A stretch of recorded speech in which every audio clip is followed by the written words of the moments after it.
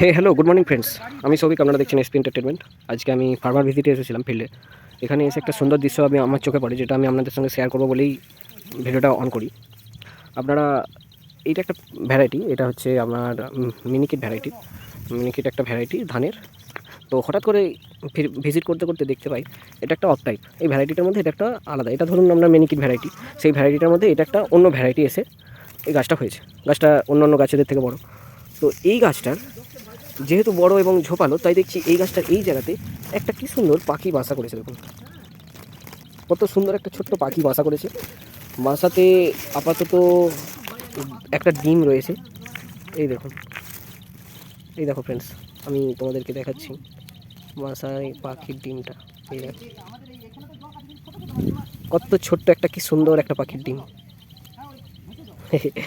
এবং এই পাখিটা আমি দূর থেকে জুম করছি, আসবে নাকি। এই দেখো পাখিটা এখানে বসে আছে।